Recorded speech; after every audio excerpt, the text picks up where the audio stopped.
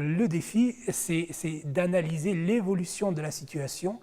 de façon à mettre en place des politiques toujours nouvelles qui se sont adaptées au changement des situations institutionnelles et sociales, de façon à ce que les dynamiques de réforme continuent à être des dynamiques de réforme et ne deviennent pas des politiques statiques qui offrent toujours le même type de réforme en espérant obtenir toujours les mêmes résultats, c'est-à-dire une fin de la contestation sociale, car ce qui a marché par exemple au Maroc en 2011,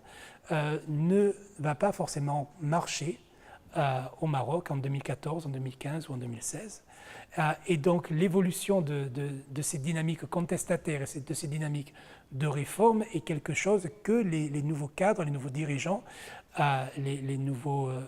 universitaires doivent analyser avec beaucoup de précision pour être capables d'identifier les points de rupture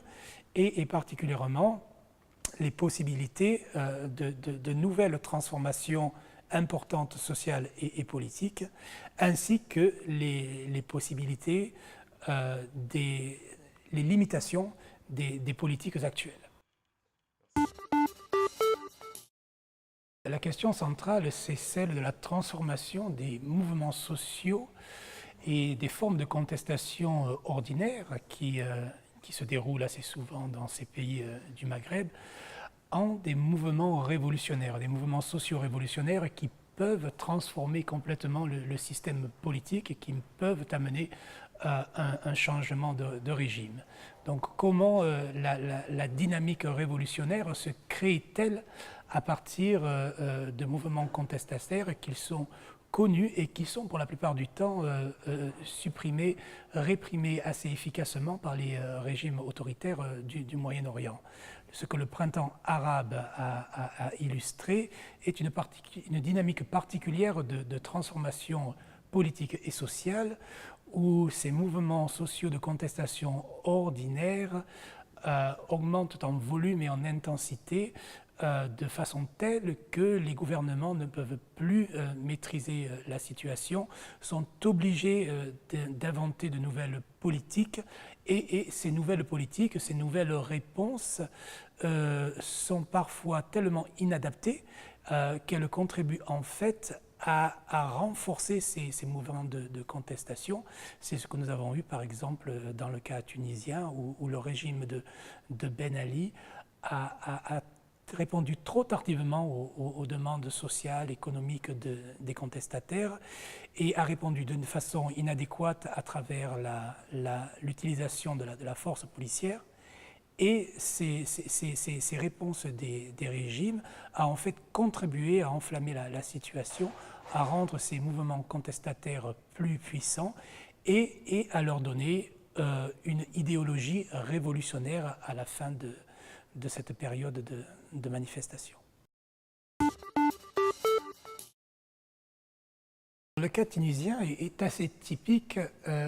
des régimes ultra-autoritaires de la région où il y a très peu de relais politiques et sociaux vers lesquels à la fois le gouvernement peut se tourner pour dialoguer avec les manifestants et les manifestants eux-mêmes ne peuvent pas se tourner vers des relais politiques, vers des acteurs sociaux qui pourraient négocier directement et effectivement avec le gouvernement. Et donc ce manque de relais entraîne une situation beaucoup plus explosive où les manifestants essayent d'entrer directement en contact avec les plus hautes autorités de l'État et attendent une réponse directe de ces plus hautes autorités de l'État à toutes leurs demandes.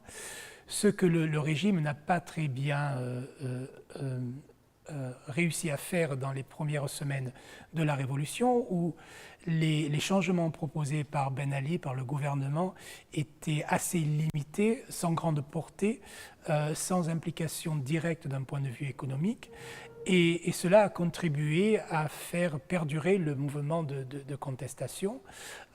Ces réponses peuvent cependant être beaucoup plus efficaces. Nous avons vu à peu près au même moment que les révoltes en Tunisie, des mouvements contestataires en Algérie,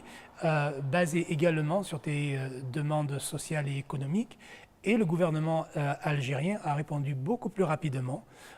beaucoup plus directement à ces demandes sociales et économiques, avec, il est vrai, beaucoup plus de moyens du point de vue algérien, puisque l'État peut utiliser la rente pétrolière pour satisfaire les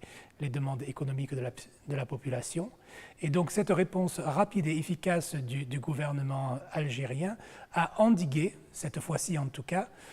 la montée en puissance de ces mouvements contestataires, ce qui n'a pas été le cas en Tunisie, où c'était vraiment une situation de trop peu, trop tard qui a été offerte par le gouvernement Ben Ali. Et donc, à partir de ce moment-là, l'action du gouvernement a été délégitimée, en plus par l'utilisation de la violence, qui a été perçue comme une violence arbitraire, comme une violence illégitime de la part des forces de police tunisiennes. Et donc ce processus révolutionnaire en Tunisie a perduré pendant plusieurs mois, jusqu'à ce qu'une nouvelle coalition gouvernementale émerge avec des forces de la société civile, dont les syndicats, avec des mouvements politiques, dont les islamistes de Ennahda qui sont revenus en Tunisie. Et c'est cette coalition qui a permis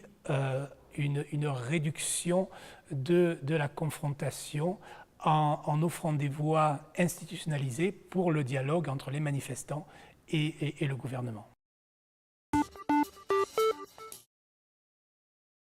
Le cas marocain est très intéressant puisque nous avons là un mouvement protestataire qui permet une relégitimation du système politique marocain. Les causes socio-économiques des manifestations au Maroc sont très similaires à celles des pays voisins, Algérie, Tunisie, Égypte. Ce qu'il y a de particulier par rapport à la situation marocaine, c'est le rôle des partis politiques et des mouvements sociaux qui ont servi de relais entre les manifestants et le palace et le gouvernement et ont facilité une dynamique de réforme plutôt qu'une dynamique de changement complet de régime. Donc les manifestations au Maroc, le mouvement du 20 février a commencé par proposer de larges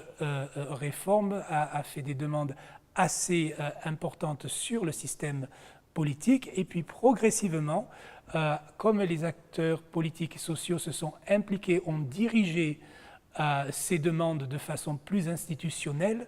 le système marocain a ensuite mis en place un système de réforme constitutionnelle, de réforme politique, qui vise à adresser dans la longue durée les demandes socio-économiques qui sont à la base des manifestations du mouvement du 20 février au Maroc. Et ce qui est en place aujourd'hui, c'est un processus de démobilisation de la contestation populaire et un processus